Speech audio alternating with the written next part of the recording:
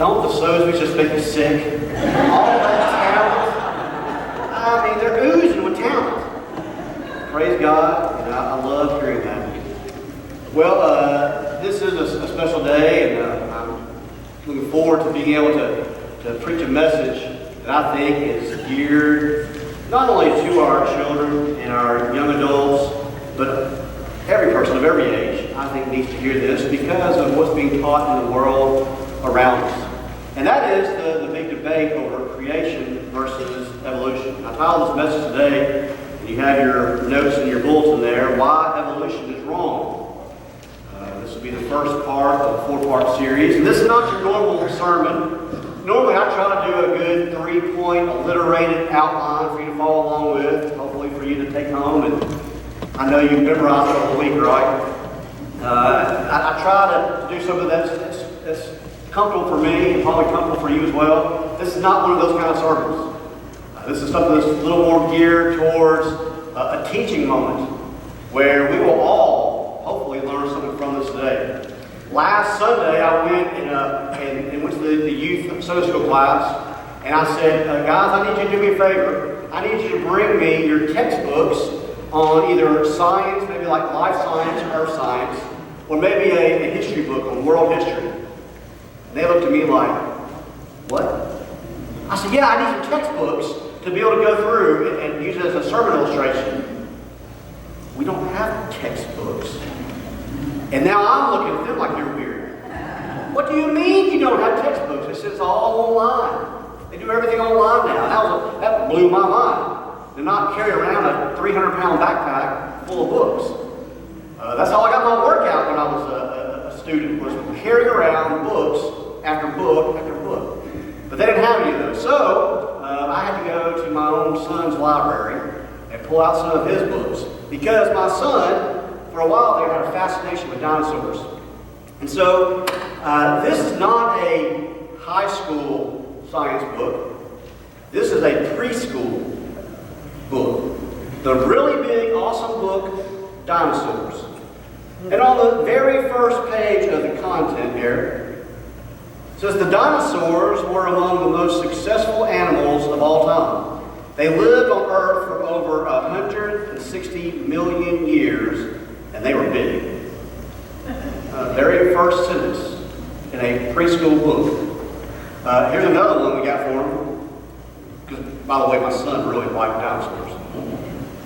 In the time of the dinosaurs, millions and millions of years ago, there were no people in the world. There was summer, but no winter. There were the strange animals we call dinosaurs. First page of the book, In the Time of the Dinosaurs. Another one. This is called Dinosaurs. It says there they lived on Earth more than 160 million years ago. And as for extinction, most dinosaurs did die out about 65 million years ago. See a common trend going here? One more book I pulled off my son's bookcase. It says here that dinosaurs died out millions of years ago, but these prehistoric creatures still fascinate us today. No wonder, for they were matters of the land some 75 times longer than humans have been living on the earth. Then it says, true, dinosaurs appeared about 230 million years ago. Over time, they spread to all the continents, which were then joined together to form one huge supercontinent. I got a question. Were any of you there to see that happen? How in the world are they stating this as a fact when no one was there to see this? Now, while our students couldn't provide a textbook for me, and I'm going to leave the name off because I want to protect the innocent. But this is a college textbook, a Christian college, a Southern Baptist Christian college textbook at that. And here, on the pages here, on page 347 of Physical Science, The current universe is believed to have started with a big bang of energy, which created a plasma of protons and neutrons. This primordial plasma cooled rapidly, and after several minutes began to form hydrogen nuclei. Throughout the newly formed universe, massive numbers of hydrogen atoms, in the order of some number I can't say, were gradually pulled together by gravity into masses that would become the stars. As the hydrogen atom fell towards the center of each mass of gas, they accelerated just as any other falling object. As they accelerated, the containing mass began to heat up because the average kinetic energy of the atom increased from acceleration. Eventually, after say 10 million years or so, and that's very scientific, isn't it? After, say, 10 million years or so of collapsing and heating, the mass of hydrogen condensed to a sphere with a diameter of 1.5 million miles. I don't know what scientists saw that happen. Or about twice the size of the sun today. At the same time, the interior temperature increased to millions of degrees, reaching the critical points of density, temperature, and containment for a fusion reaction to begin. Thus, a star was born as hydrogen nuclei fused into helium nuclei, releasing enough energy that the star began to shine. This is a Southern Baptist Christian College science textbook that sounds very, very educational. I mean, as I read that, probably most of those words flew over our heads. And it sounded very, very matter of fact that this is the way it was. Well, I'm going to share with you today why that's wrong and why evolution is wrong. If you have your Bibles with you today, we're going to look at Colossians chapter 2, verse 8. That's going to be our guiding verse, especially for today, but really for the whole series as we look at how evolution is wrong. And we're going to try something a little bit different today. I'm actually going to be in control of our PowerPoint. We'll see how I do. There in our text, in Colossians 2:8, it says, "Beware lest anyone cheat you through philosophy and empty deceit, according to the traditions of men, according to the basic principles of the world, and not according to Christ." Now, as we focus in on just this one verse, I want to go back to it just for a moment there. Beware. That's exactly what I'm doing right now. I want you to be aware. Be aware of what's being taught, of what's being forced, what is in the world today all around you, and what many of you here today have been force-fed and now believe. Beware lest anyone cheat you, lie to you, told you falsehoods that are taught as fact. They've cheated you through philosophy and empty deceit. Philosophy, things that are taught in school, things that are taught to be of educational value. But they're empty deceit. They're nothing but lies. According to the traditions of men, for decades, even generations, even centuries, evolution has been taught as fact. It's nothing more than a tradition of men. According to the basic principles of this world. The problem is, they're not according to Christ. And today, we want to stand upon what God's Word says and what God's Word teaches. I want to tell you, it takes more faith to believe in a godless evolution than to believe in a 6-day literal creation by God Almighty. Albert Einstein said that two things are infinite: the universe and human stupidity. And I'm not so sure about the universe. The fact of the matter is, there's a lot of things that are being said and done out there that are not true. Let's look at the word universe. If we break that word down and look at the real meaning of the word uni means single. And the word verse means spoken sentence. Well, if we go back to the very beginning of God's Word, we see that right here. And that's in Genesis chapter 1.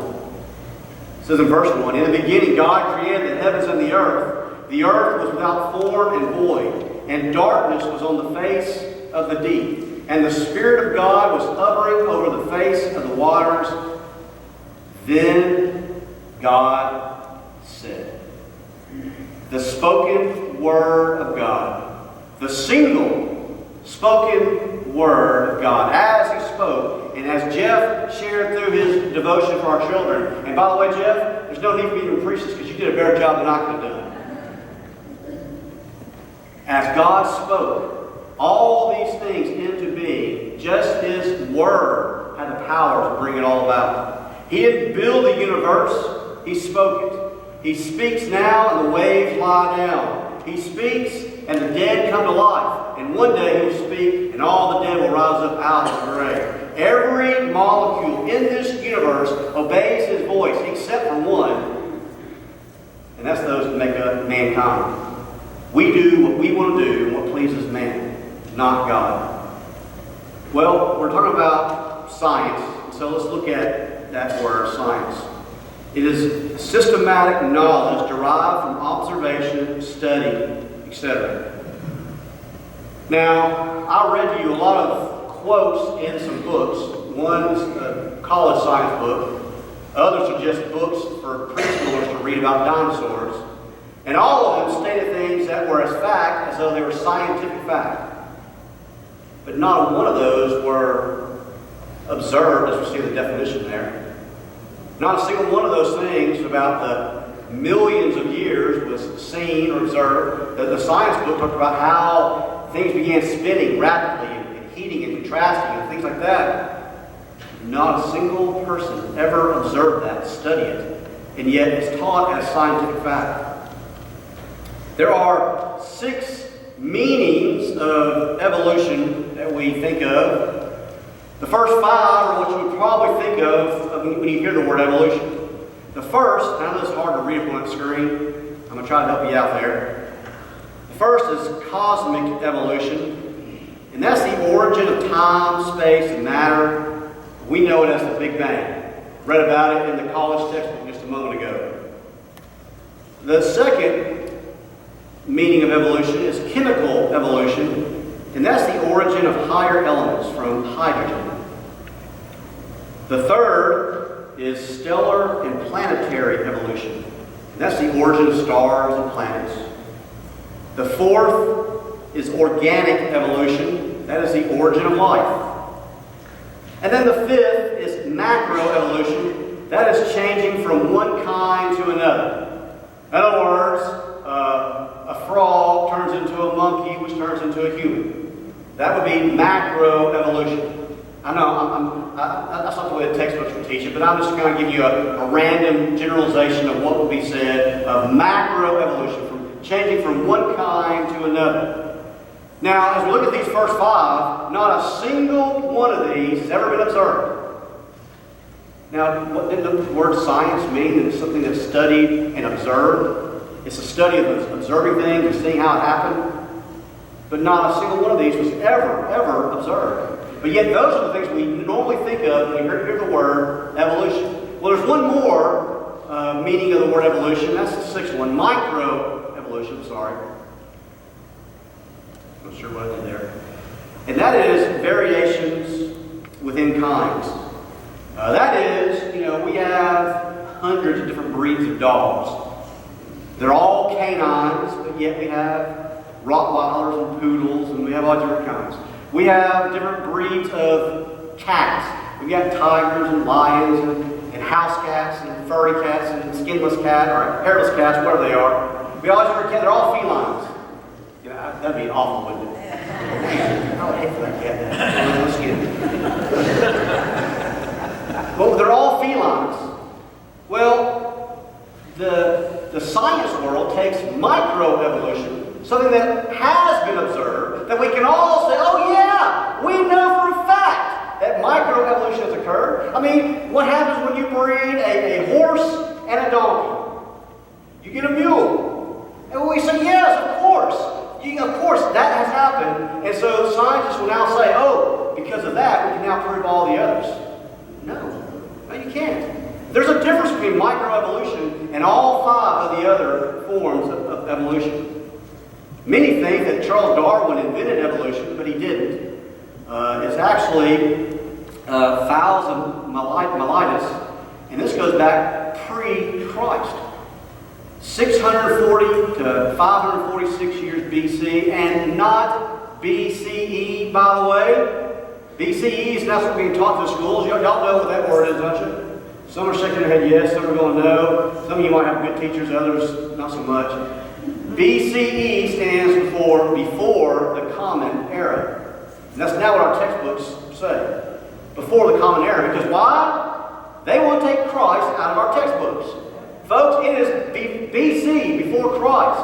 That's what it stood for centuries. That's what it still stands for today. But here, even before Christ, we see that evolution is now beginning to become a belief. Now, it wasn't what we know of it today, but it was similar to what we know of today. There were even Christian scholars, like Augustine of Hippo, who lived 354 years after Christ. He, as a Christian scholar and teacher and preacher, believed in a form of evolution. But it wasn't until Darwin and he emerged on the scene that it began being taught as science and as fact, and it's changed the world forever through the popularization of evolution today. In the 1950s, if you were to take all the textbooks put together and find out the word evolution, there would be between 2,000 to 3,000 words in those textbooks that would mention the word evolution. That's changed a lot in the year 2019. So what's transpired between 1950 to today? Well, in 1959, President Eisenhower asked Congress to spend $1 billion to promote evolution in our textbooks. Why in the world would our president do that? It's because the Russians beat us to space. And the Russians taught evolution in their schools, and we had to catch up with it.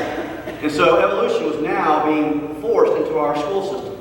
And then just 4 years later, Madeleine Murray O'Hara took prayer out of schools in 1963. And so, because of those two dramatic dates in our American history, a lot has changed. So what has taken place since 1963? Well, instead of 2,000 to 3,000 words being put into our textbooks about evolution, there are now 33,000 words about evolution. Premarital sex has risen for every single age bracket. Hey Caleb, I'm not getting this to work very well, so you follow me, buddy. You got it? Unwed birth rates from girls ages 10 to 14. 10 to 14 are up 100%. 553% increase in pregnancies. And we don't see that all that often because what else has been on the rise? Abortion. Couples living together has increased 725%. Child abuse is up 2,300%. Illegal drug use is up 6,000%.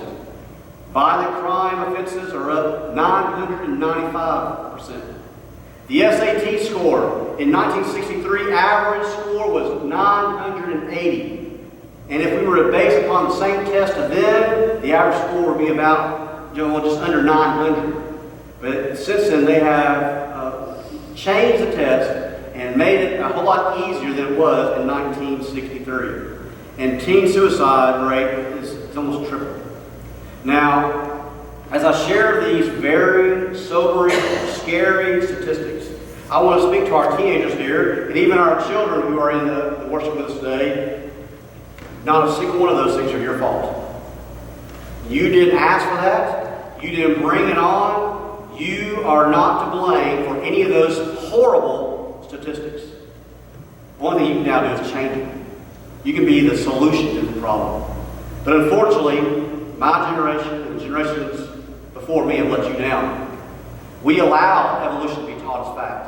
We allow prayer to be taken out of schools. We allowed abortion to become legal. We let you down.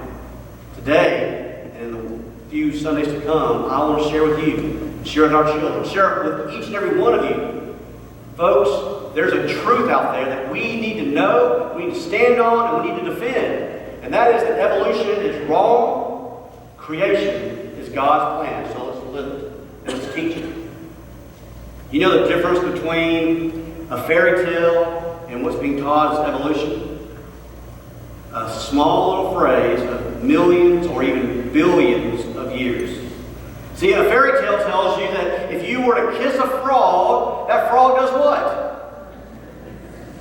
Poof! That frog turns into a prince. What evolution teaches you is the exact same thing, but instead of poof, it now takes place over millions or billions of years. That things can change when they really can't. The Big Bang that we read about in the textbook, it teaches that we came from a tiny dot that contained all the matter of the universe. But they also say in the very same breath, this tiny dot came from nothing. You see, there was nothing in space, there was nothing there, but somehow in all this nothingness where there was nothing, all the dust in this nothingness came together. Wait a minute, there's nothing.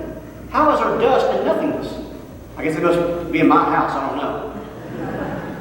But all this dust somehow came together and formed a tiny dot. And then this tiny dot began to spin and spin faster and faster and faster and faster. And over 20 billion years ago, this Big Bang occurred where nothing exploded. Because they said there was nothing there. But what was there exploded and formed what we now have as our universe. And then after this massive explosion, 20 billion years ago, about 4.6 billion years ago, the Earth cooled to form a rocky crust. And at this time, there was no oxygen on the Earth. And then in the very next breath, they'll say that as the rock cooled from this heat, it began to absorb all the oxygen. Wait a minute, you just said there was no oxygen in the Earth. And yet it absorbed all the oxygen? It does not make any sense. That's why I'm telling you, it takes more faith to believe in evolution than it does to believe in God's creation.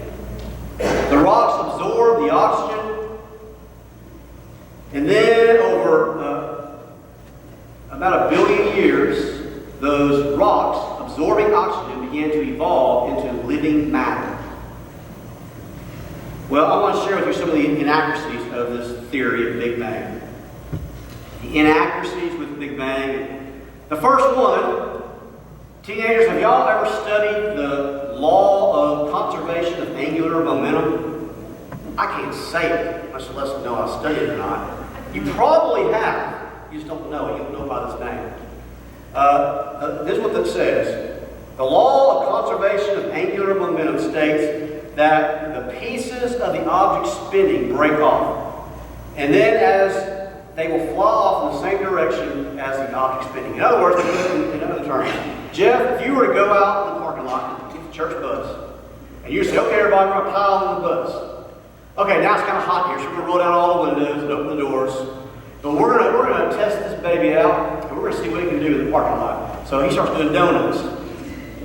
He is spinning some donuts, laying some rubber in that parking lot, and we're all having a great time except for the ones in the back going, oh.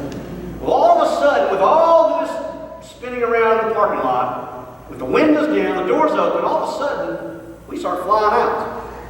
Start flying out of the bus, getting some road rash and all that. Now we're mad at Jeff. But as we fly out of the bus, we will all fly out in the same direction that he is spinning. If he is doing donuts going in a clockwise motion, then we're going to fly out in a clockwise motion. In fact, when we begin to roll, we will roll in the same direction.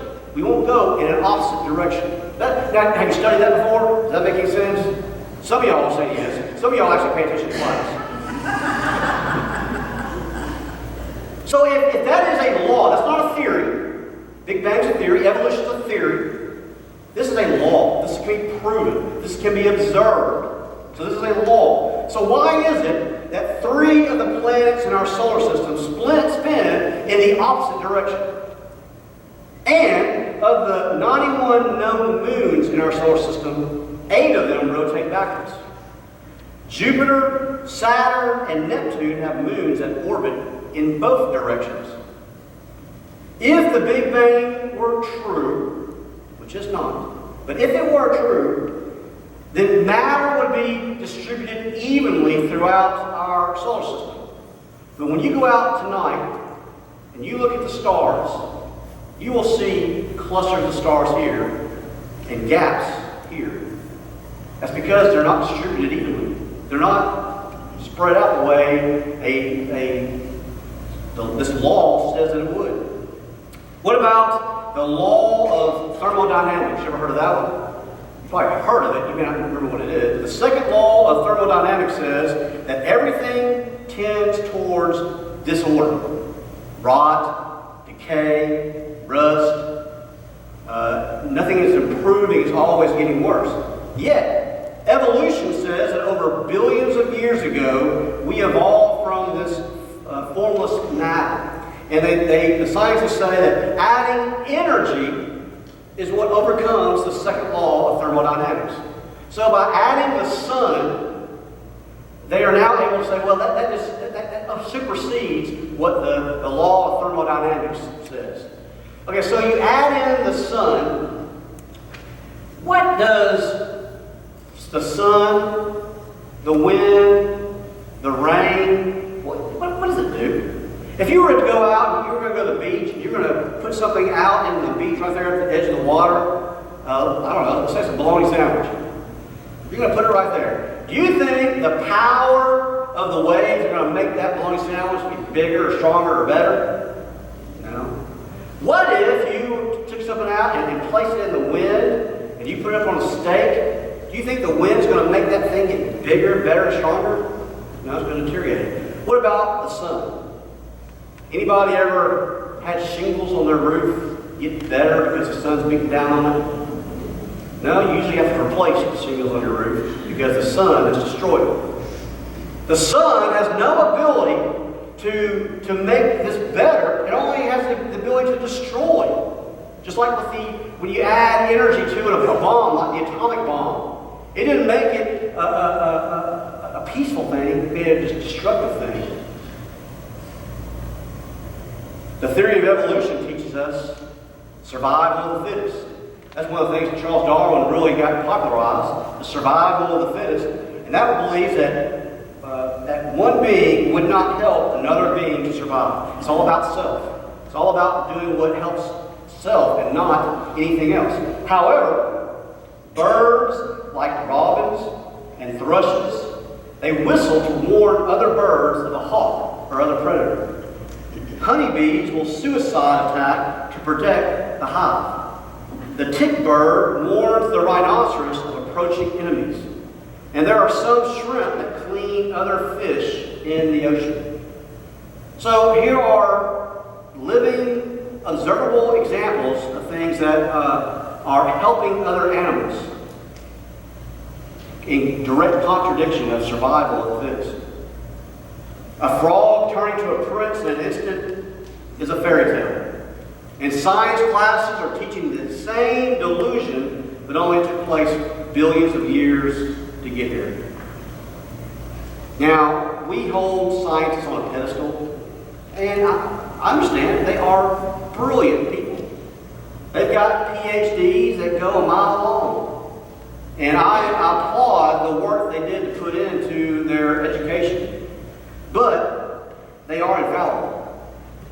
They have been known to make mistakes. In fact, William Broad and Nicholas Wade wrote a book titled Betrayers of the Truth, and they exposed some very famous scientists who fraudulently documented their work in laboratories. Scientists are not the end-all. We want to give them credit for being smart, sometimes being too smart for their own good, but they are men and women who can make mistakes.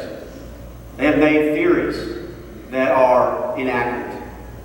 Not just the Big Bang, they're for generations. The Big Bang is just one theory. It's been known to be wrong all the time. This one just happens to be a huge, erroneous mistake that's being taught as fact. But there was a time when scientists thought the world was flat. There was a time when scientists thought that everything, the planets and the sun, all rotated or revolved around the earth. There was a time when scientists thought that a big rock would fall faster than a little rock. Look at that example right there. I know you can't see that very well. That's a bowling ball and feathers.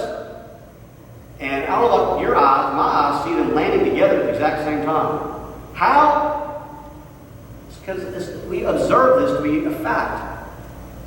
And yet, scientists used to teach otherwise. There was a time when scientists thought that if you were sick, then your blood was bad and needed to be bled. That wasn't too terribly long ago, within the history of this own country. So there are definitely inaccuracies with the Big Bang Theory. But what about evolution as a whole? There are problems that I see with evolution. The population growth studies show that from the year 1800, I know you can't see that at all, but let me tell you what that says. In the year 1800, there were 1 billion people on the planet. Going back to the time of Christ, there was 250 million people on the planet. The growth studies say that our population started about 4,400 years ago. You might know what took place about 4,400 years ago. Story of a man who built a boat. And then God brought the flood. All about 4,400 years ago. But if evolution were true, the population would be nearly 150,000 people per square inch. I like being close to some of you, but I couldn't handle that closeness. There are over 77 trillion stars that we account for. But yet we have never, 77 trillion stars that we know of, but yet we've never, ever seen the creation of one of them. Not a single star has ever been formed or come about in our presence that's been observed. Now, we've seen them deteriorate, we've seen them explode, we've seen them die. That's called a nova or a supernova. But we've never seen one start. I want to show you another slide. This next one is a fossilized tree. Right there. That is a fossilized tree standing upright and penetrating through multiple layers, which, if you are a student of history or science, the multiple layers each one represents millions of years. They say that each layer represents a period of time, and so as time passed, another layer was formed on there. It would be impossible for a fossilized tree to be upright, extending through these multiple millions of years of layers. I've got an answer for that. You've got to come back for that in a couple of weeks. The theory of evolution is just as puzzling today as it was when Darwin first popularized it. The theory is far from being solved, and the reason is because there's no scientific evidence to back it up. But yet you're being taught it as fact. You're being told that this is the way it is, and yet there's nothing, not a single bit of evidence to prove it or back it up. All we've seen is evidence to discredit it. Nothing has been observed in the theory, only speculations. So, why is it that evolution is taught as fact? Well, there's three reasons I can think of. It is believed that most educated people believe in evolution. So therefore, if educated people believe in it, then it must be true. Another reason why it's being taught as fact is it's the only possible answer that is for our origin or our creation. The only other answer would be a religious creation. And we cannot have any type of religion in our secular academia. And so we have thrown out the idea of God's creation and embraced a theory that cannot be proven. Well, I got news for those who have embraced this theory. Because there's no shred of evidence, there's nothing that's ever been observed, studied, That means they're believing by faith. That means that evolution is a religion. So while they may be saying we don't want religion in schools, that's exactly what they did. It's only religion that's brought in by the devil, not by God. Amen. We have religion in schools, but it's not God's religion. It's not a relationship with Him. It is man-made, brought on by the devil. And then those who teach evolution are so sincere, they're so dogmatic, that evolution is the only possible solution to our existence. In fact, they will fight you tooth and nail, and what they do is they call you ignorant if you don't believe what they believe. That's why evolution is taught as fact in our schools. And not just in our schools, you turn on TV. Not just PBS or some educational show, but even sitcoms are making fun of the literal six-day creation. One of my heroes, Dr. David Skinner, once said that if evolution is true, then religion is one of its children. And this has far-reaching consequences. First, the concept of God arose only in the minds of man, and one God arising in the mind of man is as good as any other. Secondly, one religion is as good as another. Third, salvation is only an emotional experience, not transformation of one's life. Fourth, there are no moral absolutes. One is free to do whatever feels good. Fifth, Scripture is only tribal literature produced in different eras by well-meaning scribes. Therefore, its precepts are not binding upon man. So, by the embracing of evolution, and not God's creation, we have now trampled on God's Word. Now, some of you here today may be saying, but Brother Chris, isn't it possible that God created all this over millions of years? God still did it. But He just did it over a period of time. Well, you need to come back next Sunday. I'm going to show you how it did not take millions of years for God to create it. That's called theistic evolution. Theistic evolution is damaging in our churches. It's destructive. Folks, God did it in 6 literal days. Come back next Sunday and find out why. Maybe you're here today. This is the first time you've heard this bit of evidence. You've heard anything that discredits what you've been taught all your life. I mean, we're going back to the 50s here. We're going back to when Eisenhower was president. Just about everybody in this room was taught evolution as fact. And today, maybe your worldview is being shattered, and you don't know what to believe right now. Well, I want to tell you who you need to believe in is Jesus Christ. Today, you put your hope, your faith, your trust in Him. In just a moment, our staff will be here to receive you for our invitation. If you feel like you need some answers, we don't have all the answers, but we can at least pray with you. We can at least talk to you. We can at least point you to Jesus Christ. If you feel like you need somebody to talk to, this invitation will be for you. Maybe you're here today and you say, this is right up my alley. I love this. This is what I need to hear this. And you're feeling like right now, this is where I want to be. I want to be plugged into this church. I want to join this church. This invitation is also for you.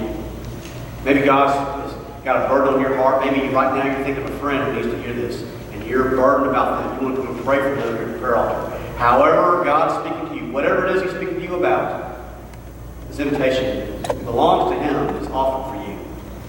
Will you respond? Our Heavenly Father, today as we look at the destructive teachings of this world through evolution, Father, I pray that right now you are opening our minds and opening our hearts to receive you. So Father, I pray that as we continue this series, but as we conclude it here today with our study, Father, I pray that we respond to your call. We're listening to your voice, and right now we are ready to give our all to you. We pray this in Christ's name. Amen. I want to invite